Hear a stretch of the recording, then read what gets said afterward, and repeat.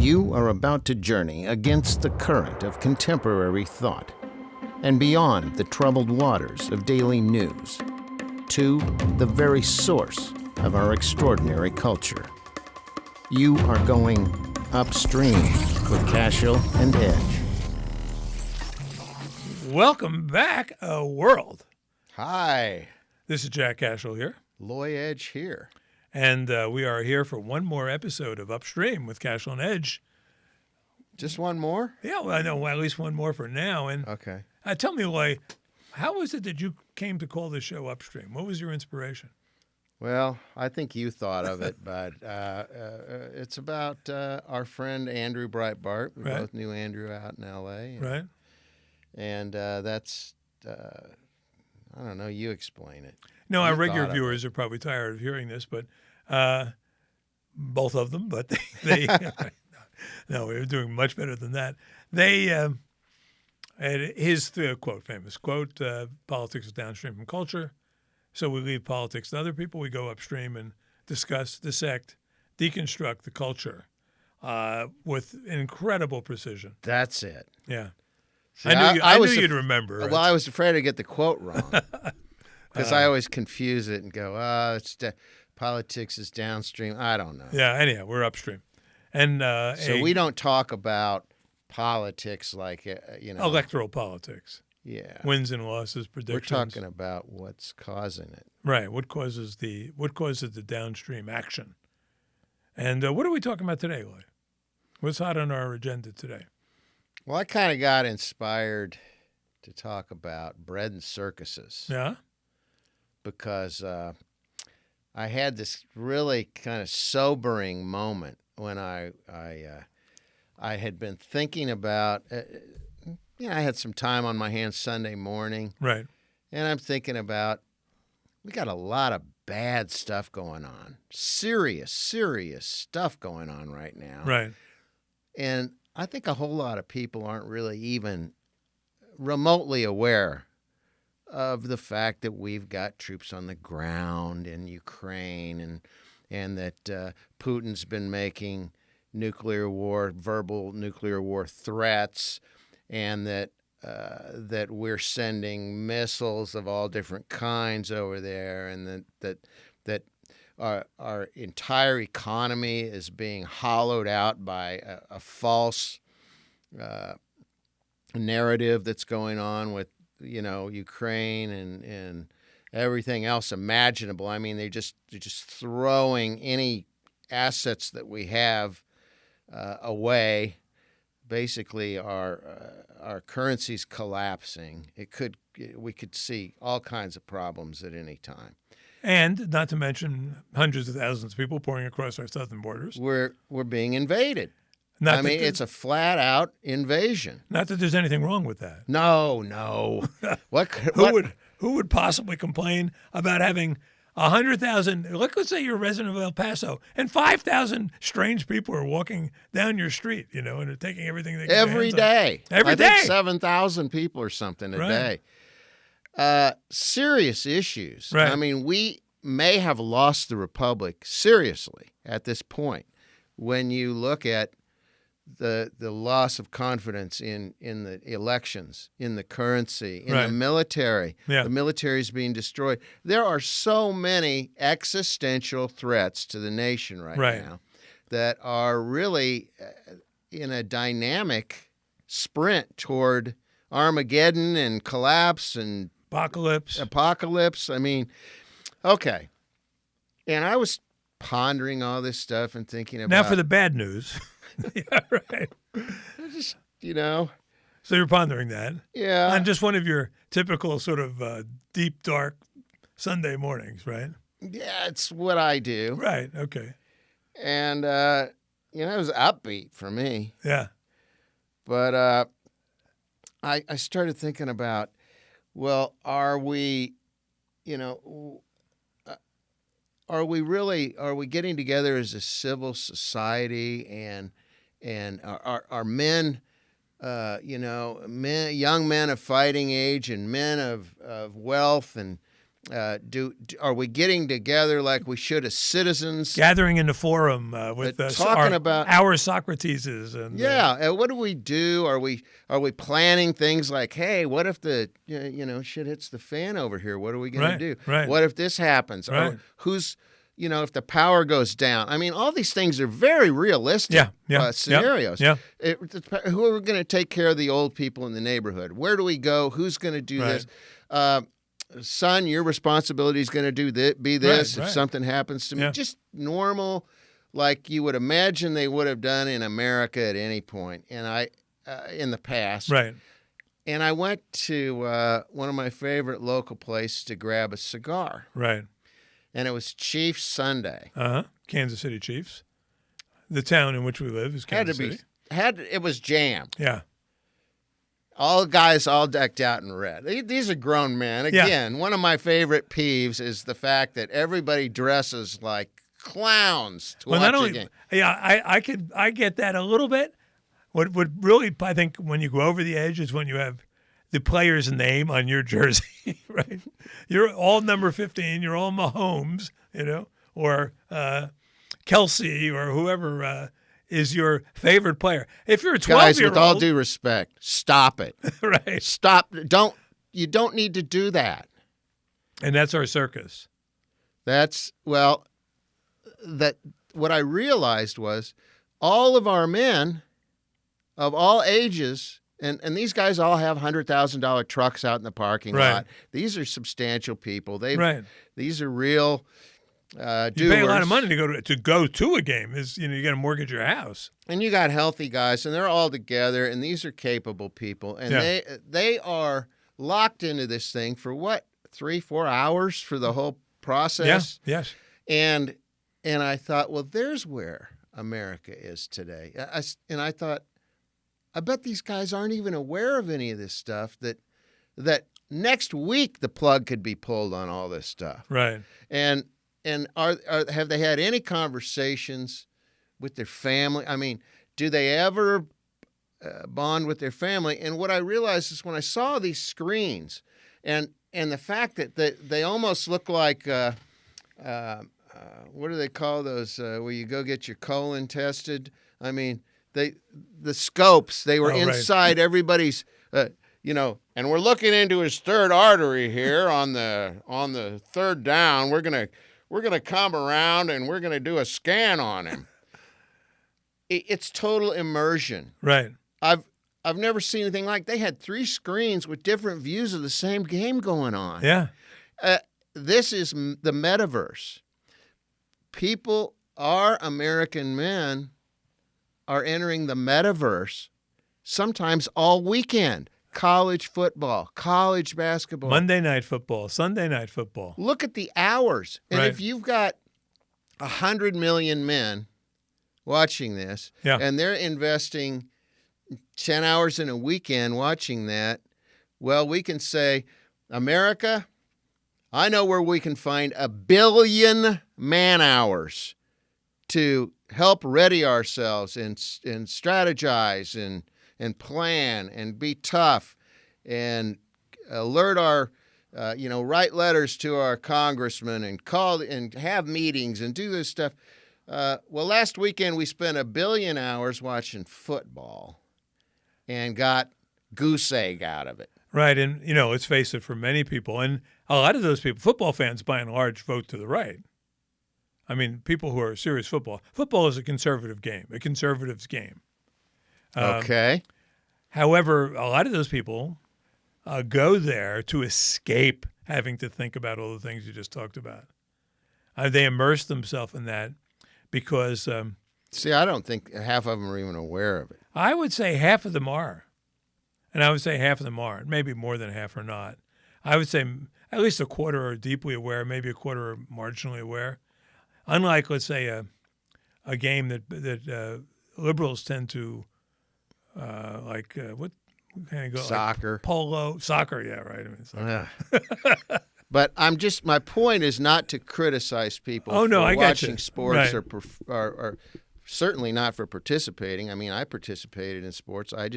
When I was through playing, I really was through caring. I'm not a spectator, but we got to shave some of that off.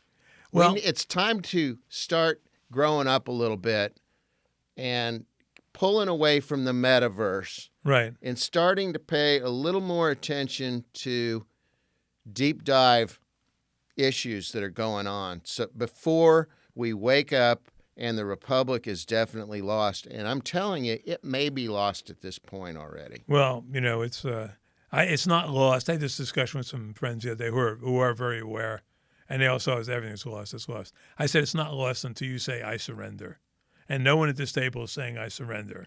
So I don't want to hear lost. You could say losing. Yeah, okay, I'll go with that. Not lost. We'll take to the maquis, as they say in French, and we'll go to resistance. We're not going to. We know enough people aren't going to roll over. Well, they're all watching the Chiefs game. Well, here's what they should do, though, and here's where your point is very well made. I would argue that if those Chiefs fans took politics, not just politics, but the shape of the culture, the shape of their lives, as seriously as they took football, professional football, this would be a better country. Let me give you an example. No kidding. In every city in America right now, including Kansas City, the fire departments are under pressure to hire more women. Oh, yeah. Now, the attributes that make for a good football player, speed, strength, endurance, fitness, Agility. agility, grip. Now, these are the things listed right out of the National Fire Department Association list of necessary attributes to be a fireman. Load-bearing Forget the word capability. firefighter. Fireman. Let's call them firemen. I'm not going to even bother with the word fire. This is a BS word. Are almost parallel to what they are in the NFL. And, for instance, at the last time I believe that Kansas City had openings where they take the test where they could become firemen, there were 40 applicants for every job. Unlike police forces, which are being depleted for understandable reasons, there's still a lot of demand for firemen. They've got good unions, 2 good unions actually. They're too good. A fireman's gig now is a great gig. Mm-hmm. Someone said to me, "Do firemen have jobs on the side?" I said, "No, they don't have jobs. If you know firemen, they don't have jobs on the side. They have businesses on the side. Businesses, yeah. Their side is fighting fires, right? And in towns like Leewood, where they're big professional fire force, and they spend more on fire protection than they do on fires every year. There's like 1 fire a year or something. But here's what happens. So we sit back, and I'll give you an example, and this is just because I was doing some research on this just today. In New South Wales, the state of New South Wales and Australia, they implemented a policy where 50% of all new recruits had to be females. And then what happens then is that the guy who's in charge of this, the commissioner, gets up and says, "Hey, if you don't like it, just leave the fire department. Don't start saying that women can't do as good a job as men can do." This is like another cultural issue. And you want to scream, of course they cannot do as good a job. If we have 40 applicants for every man, we will have no female firefighters. No female. We won't, because none of them will be good enough. If we had even 2 applicants for every job, we wouldn't find a female in that top 40. Now, let's say we went to the NFL, and let's say we put the same diversity rules on the NFL that we did on the fire department. And let's just say we'd start, for instance, saying 10% of all NFL players have to be female. And on every down, at least one of them has to be on one side of the field or the other, right? What would happen? That would solve my problem of everybody watching the NFL. That would do that. And then people might get busy and do some other stuff. But it would also kick all these bums out that are causing all this It would stuff. provoke a near revolution. Oh, There would be pitchfork mobs descending on Roger Goodell's office. The local stadium would be under assault by people with banners and bicycle racks. The kind of things that insurrectionists usually use to start riots or insurrections. this is collectivism, Right. That's. I mean, when we were growing up, individualism was still the going MO. The going MO for Right. America. Right. I mean, and women, people might find this really odd to people that are younger. Yeah. But there were entrenched roles. If you read the want ads in the newspaper, it would say help wanted male, Right. help wanted female. Yes. So there was this presumption, but women who wanted to go outside the box, outside of expectations, And become a lawyer or pursue doctor, a career, right. were not stopped. No. They were not hindered. They No. were treated very well. Yes. Entrepreneurs, many female entrepreneurs. Nellie Dawn here in Kansas Nellie City. Dawn is a great story. My Yeah. own grandmother had a couple of beauty salons, Yeah. and she was apartments that she would rent out, and she was a scrapper. She was an entrepreneur. There was never any attempt to stop or dissuade her from business, and the bankers lent her money Right. because she had collateral. But to collectivists, they really need to have these. Everything has to be politicized like this, Right. And they can get away with it because because zero-sum thinkers. our circuses are distracting us. Right. Now, if you mess with our circus, Good point. we would what it might do is open our eyes to what's going on in the rest of society. Because we can say, for instance, there was a fire earlier this year in New York City in which 17 people were killed, and it was a 19-story building. 8 of them were children. I would say all 17 of them were immigrants from someplace, probably Middle East, based on the names. And yet they continued. It didn't deter the New York City woke cognoscenti from imposing their draconian female recruitment drive on the city's fire departments. 243 firehouses all had to be restructured with new bathrooms, new training rooms, new lockers, etc., to accommodate the possible woman who might come into those firehouses, right? That's so ridiculous. That's like Mission building giant bus stations. It's like you people are always throwing money at Right. some pipe dream that's never going to happen. Right. A utopian prescription that you have for the world, and we've got to pay for all this crap. Right. And what happens is, and this is part of the reason why, in a sense, the people are kept in the dark while they're amusing themselves over here. I was on, Kansas City has a show called Kansas City Week in Review. It's the PBS station. Yep. I was a regular, semi-regular for years before the people on the Kansas City Star decided they couldn't have me on the show. I was basically, and I was so pleasant, just like I am with you here. Mm-hmm. I was always saying with a smile, just saying little odds and ends. And one, I was there, to have a couple people from other media. I represented a local magazine and a couple others from Kansas City Star, radio, TV, etc. And we had on the head of the local fire union, Mm-hmm. and the fire chief, whose first name was Smokey, right? Mm-hmm. Remember him? I do. And I won't get into their names. It's not relevant. But they were both insisting that women could be just as good firefighters as men could. And then I used an example from the time. I said, okay, let's say you live on the 4th floor of a wood frame walk-up, and your house is on fire, and your building's on fire, and the ladder comes up, right? And then I said, who would you rather see at the tip of that ladder? Our tight end, Tony Gonzalez, right? Our all-pro tight end, Tony Gonzalez, or Mayor Kay Barnes, right? Who would you see? And are you going to tell me that women can be just as good as firemen as men can? And they say, oh, yeah, they can. And I'm thinking, boy, you guys really must love your jobs. I mean, you are lying to me. You're lying to this audience. No one in their right mind would. That's why they don't let me on the show anymore. That's right. Because you ask them the obvious questions.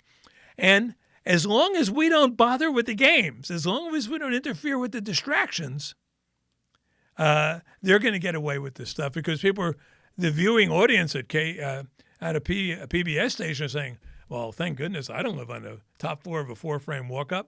Just like in New York City, they were thinking, well, I don't live in a 19-story building that is being heated by space heaters, So well, they're you're allowed right. And so the ridiculous stuff, our bread and circuses, are circuses. You can't bring that world of their reality into the real reality. That's right. Into our because this has got to be real. You can't go to the NBA and say you must have half white guy, or you got to have 70% white guys, right? Because that represent. And by the way, women too. Brittany Griner, come on in. Brittany, here was what happened. This was in 2017. The women's U.S. soccer team was preparing for their upcoming match with Russia, and they played a team of boys 15 and under. Oh, I remember this. And they lost. They got smoked 5-2. Yeah. Now, of course, we know that. Everyone who follows sports know that. But that needs to be repeated every day, as far as I'm concerned. Right. And I heard some guy on the radio talking about the WNBA compared to the NBA and the scale and the money. Yeah. And they said, well, the WNBA loses $10 million a year. Right. And their entire income is $7 million or something, which means they've got 8 people at these games, and nobody's watching it. And they're all subsidized. And the NBA makes something like, I don't know, $3 billion. It's just like, but to hear the breathless news reporters, they're the same. They're of equal status. And they should make equal money. And to hear the president, the former vice president who was talking about this, saying that she's some great hero, and it's like, I think there are some high school teams who could kick their ass. Oh, yeah, of course there is. When I watched up until about 3 years ago, when I watched the WNBA, which was like only when I'm moving from one channel to the next channel, I thought I could lead that league in rebounds. As a 17-year-old, I would have been a dominant player in the WNBA. Oh, I wish that would have happened. And, now, and in fact, when Brittany Griner, now something of a celebrity, was in Russia, I can imagine Liv saying, who's Brittany who? Who's Brittany Griner? I had at least heard of her because she was... she'd been arrested once for beating up her female spouse, and she had also once cold-cocked another girl on a basketball court, which was bad form. I will say this about WNBA. They kind of behave better than guys. They don't get in fights as much. But they're awful. It's aesthetically embarrassing. Now, here's the problem, and this is why you can't watch ESPN anymore, any of those sports stations where guys are pulling down good salaries, because they have to sit there amidst these discussions, right? Mm-hmm. And make believe that women are as good as men. They should be paid as much. They can't object. They can't raise the issues you raise, because if they do, they're probably going to cost themselves their jobs. It's got to be. It's such a sellout. But they're worth a lot when it comes to the open market for hostage trading. There you go. Merchant of death. Merchant of death. I want merchants of death for, great American basketball player. Great, famous. We just want the merchants of death. Yeah, right. Call it even. You may have seen this clip of this Russian talk show where they're talking about that trade. No. And they're laughing at us. Oh, really? Oh, they just thought it was hysterical. And it's sort of a sign of our decadence, and they're probably right. And that's another thing everybody should be worried about. Yeah. Because we ain't looking good right now. No, we shouldn't. And I'll give you another example of where the circus world collided with the real world. All right. And that was, first of all, with COVID, that was part of it. But when the Black Lives Matter, the George Floyd BS, infected the NFL, right? Oh God! And here's what an embarrassment. Here's where I was disturbed by some of my friends who who weren't going to who were going to make believe they didn't notice that. They weren't going to. They were willing to make believe they didn't hear the black national anthem being sung, seeing these guys take knees for something they don't even know about, and they were going to go on with their business as though nothing happened. In fact, I have he was a good guy. I shouldn't even talk about this, but he offered me tickets for the opening game that season. I mean, and the seats were at a premium because of COVID. You can only seat every fourth seat or some nonsense. And I said, no, sorry, I can't. I won't go to the game. I won't watch the game. I boycotted that whole year. And they got the sense, they got the drift. And the NFL has since rectified. They did it gradually, but it's all that BSL stuff. BLM stuff is now in the BS bin of history. But it was the one time I can recall where those two worlds collided. Well, every once in a while they try to sneak in some virtue signaling into the sports world because I hear about it. Oh, they do all the time. From people who watch that stuff and right. they complain about it. Yes. But that just shows you that once you're in that world of the cable universe, right, you are in their metaverse, and you're watching big pharma commercials. Right. You're watching fraudulent financial commercials.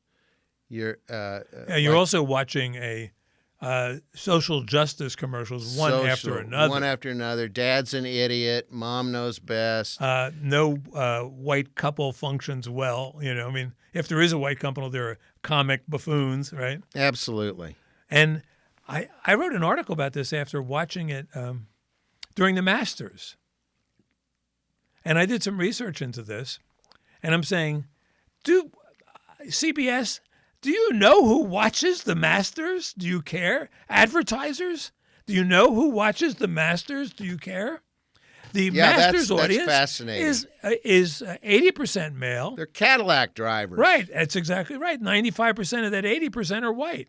And most of them are at least moderately affluent. And yet you're insulting them with one commercial after another? That's right. The radio stations all do that. Yeah. When ABC News comes on when you would listen to Rush Limbaugh or something, and then they'd come on with some woke idiocy for the news, and it's like, why are they intentionally pissing off everybody? Right. In fact, you and I were both in advertising, and our goal then was to flatter our audience. Exactly. Right? To appeal to our likely consumers in ways that would make them feel good about themselves. That's when we knew we were doing our job right. That's right. So why didn't the Marlboro man look like Rachel Levine? Because the male smokers, actually they transitioned. That used to be a female brand. It was a female brand in the beginning. And it was the bold red colors and cowboy. First they started out with a variety of rugged. Dum, dum, dum, bum, bum, bum, bum, bum, bum, bum, bum. Come to where flavor is. They stole the music from the Magnificent Seven, if you remember. And at first they started out with fishermen and other lumberjacks and whatnot, but then they've settled on the cowboy as the image because when a man watched that, he wanted to see that person in himself when he's smoking Marlboros. Now, what do we see? We see a bumbling white guy who's, the only roles they're allowed to have are people who break into houses and do the stupid thing, and they're humiliated by a woman of color, a man of color, someone. I mean, there's a humiliation factor built into every one. That's right. And that's been going on for a long time. It has been. And what are we supposed to say? Oh, we want to be like that guy? No, I mean, so what happens is so many people I know just totally turn off the TV or switch to another channel during the commercials. Yeah. I've been out of that for a long time. Yeah. Gillette tried it, and it was the most bizarre. Oh, right. Gosh. Because I don't watch these things that they advertise on, but sometimes it's so egregious that it bleeds over into my world where my media consumption, right? Where people are going, this is outrageous. Gillette's was so stupidly woke. I forget what they did exactly, but when I first time I saw it, I said, "Who's your audience?" As an old advertiser, I'm thinking this is outrageous. And as an ad guy, watching the Larry David commercial for this criminal, this what was the kid's name? Sam Bankman-Fried's company. Yeah. Watching that long, drawn out. Did you ever see the commercial with Larry David where it was a skit and it was really long? I don't recall. It seemed like it was a 2-minute spot. Yeah. But it was so just self-laudatory, and so it didn't achieve anything that we would have set out to achieve as ad people. Right. And I watched it and I said, something is wrong. It's not selling the product. This is masturbatory for somebody. Somebody really loves making this and they're really proud of themselves, but it hasn't achieved anything and it's stupid. And I didn't know what the company was.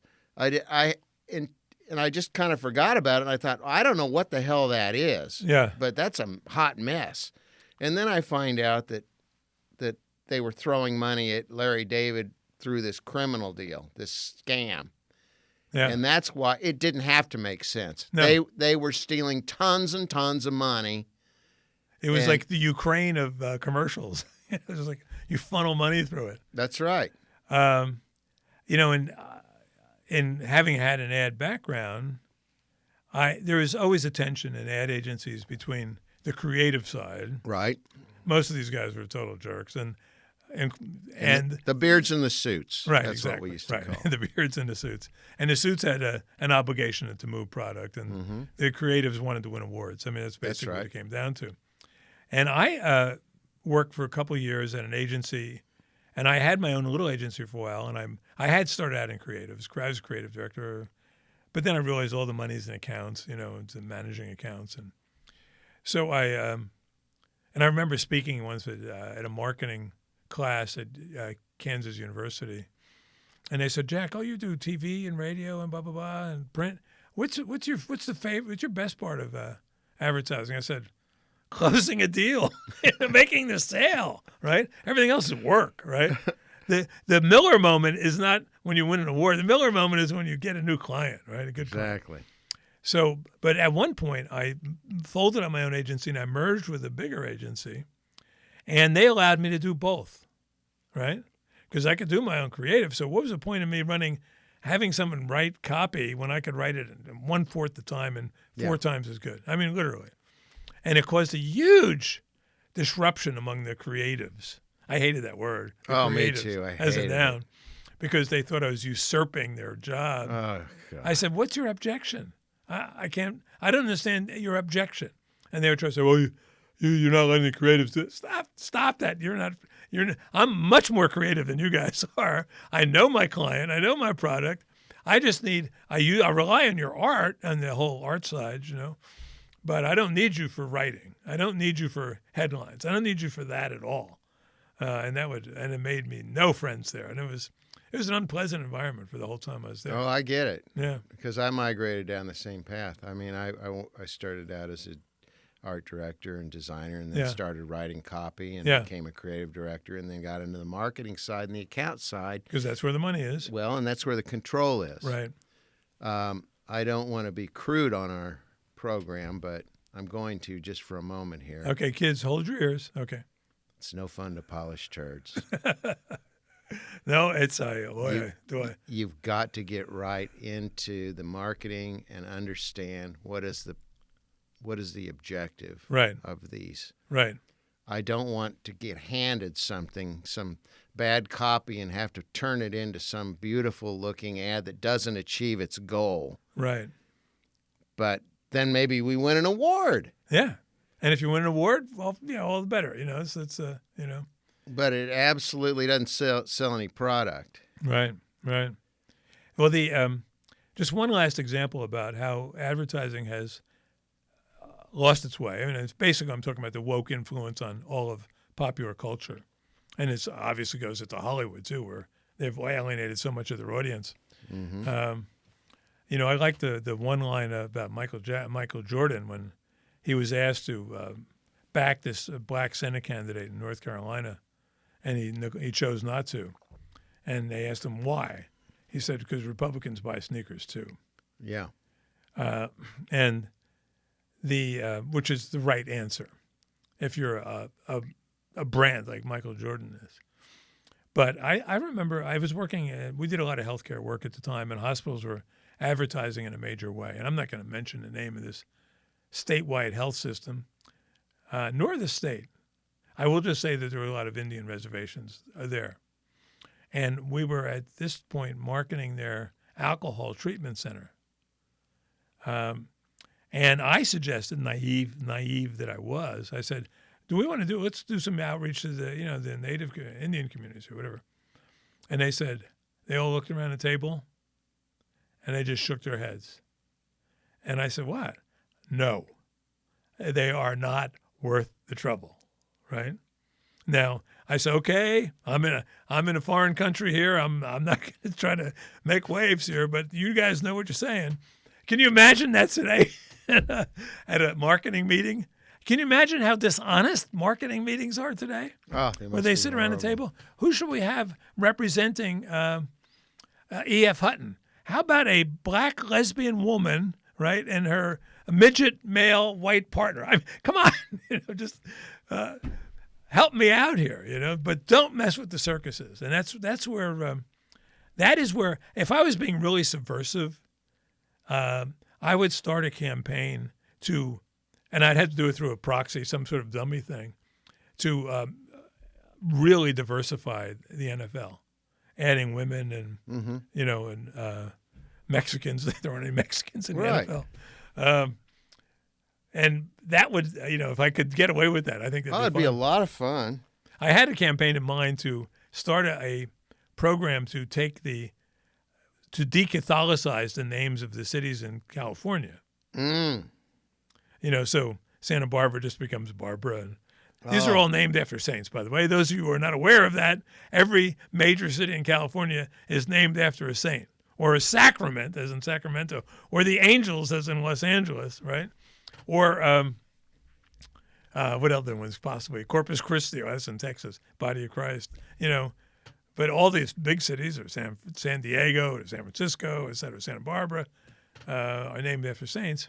So why not if we want to, I think what we need to do is get more subversive about the use of our cultural resources. And that's what we should be doing on Saturday and Sunday instead of watching games. Right, Go exactly. in there and be subversive. Or if we're watching a game, strategize about how to subvert their woke orthodoxy and their control of the culture. And they have a way of getting back at us, though. It's interesting what they're doing now. Speaking of circuses. So rather than we talk in the news, and the fault here is a little bit ours, about what the things you led this show with, currency problems, border problems, economic problems, serious news. I mean, say what you will about Huntley and Brinkley, but at least they talked about serious news, or even Walter Cronkite. Although Stalinist, not a Stalinist, but a leftist that he was. What they're throwing at us are cultural distractions.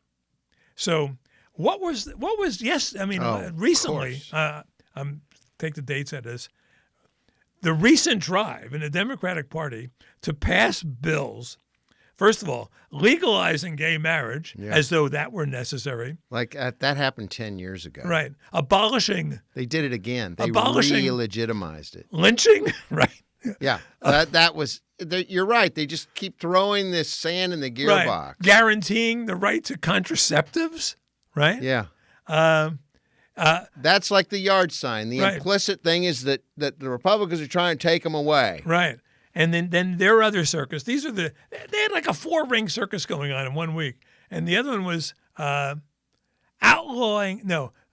banning laws that prevent interracial couples from marrying, right?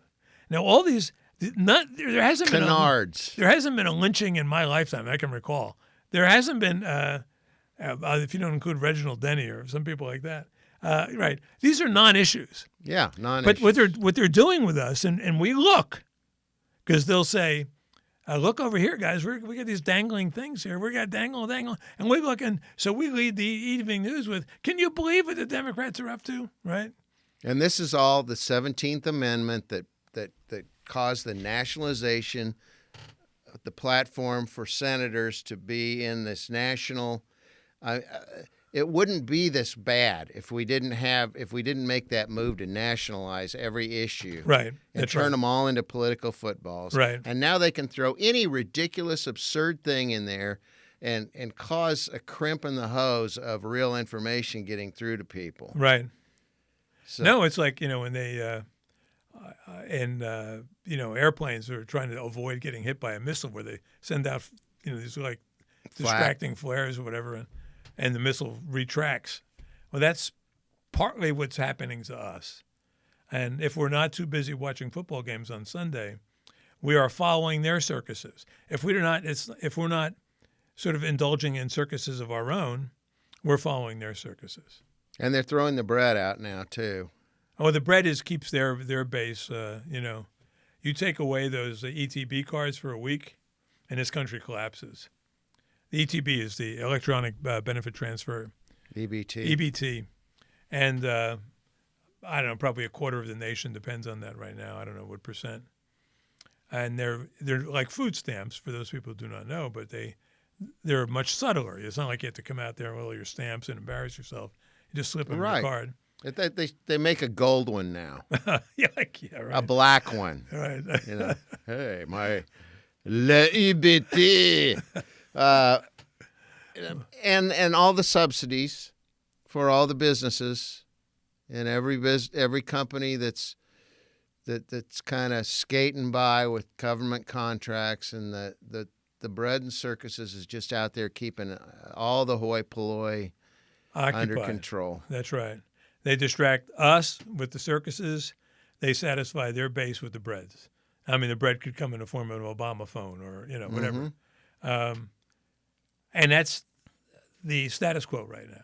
Which I think that term comes from an old Latin. That was right. Circus, panis and circus. I know Latin. I should know this. There was the satires or something. Second 200 A.D. or something. Well, and which unfortunately brings us to the parallel that is not a strained parallel. That is comparing contemporary United States with Rome, circa 3rd or 4th century. Yeah. Rome was a republic. It started out as a republic. It was very vigorous, very aggressive, strong, fit, male culture, dominated culture. And then the senators sort of took over. The centralized government took over. That's right. Decadence set in. Homosexuality was rampant. The women were dehumanized, oddly. That wasn't the issue there. And the culture just weakened. They were incapable of protecting their own borders. I don't know if that sounds a little bit familiar, but it does. And meanwhile, the population were given games. They were, in big arenas, mm-hmm. right? Right in the middle of town, right? And they were all given a certain amount of grain. Yeah. Right. So you take the bread away. That's where rebellions come in, when bread lines are shut down, as in Paris circa 1789, or Rome. Rome's decline was long, and it's involved, and I don't want to make too much of it. But I'd say this, and this is what I said to my friends the other night. These guys are very knowledgeable, and they're a lot of fun. Actually, they're not defeatist.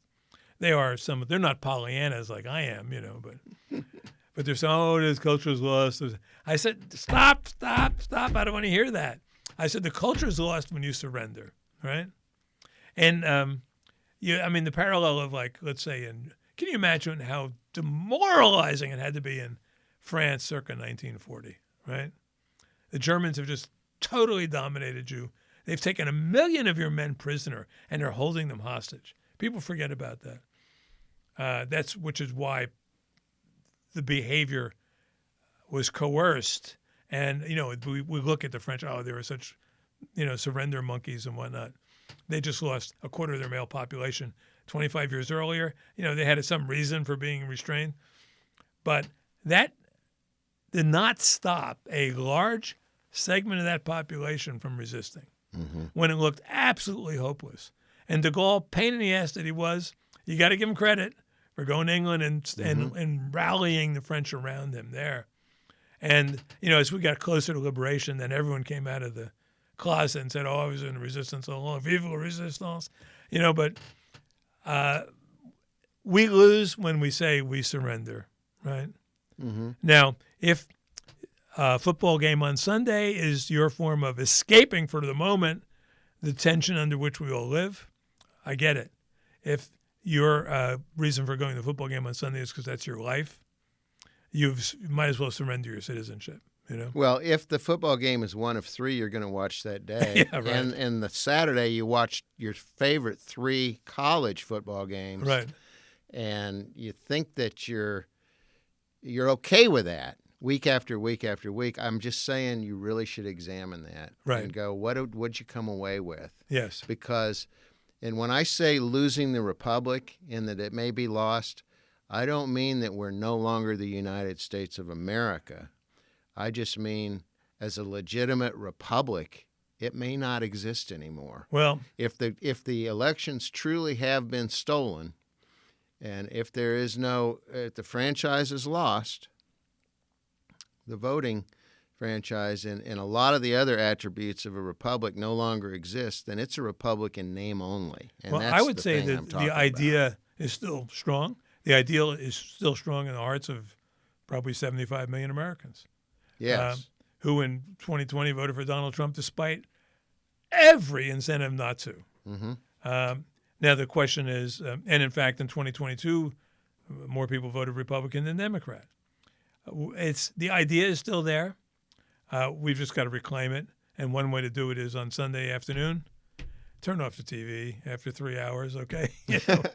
And move on with your life. Do a little studying. Thank you for joining us here today, Jack Cashill. We're wrapping up one more brilliant episode.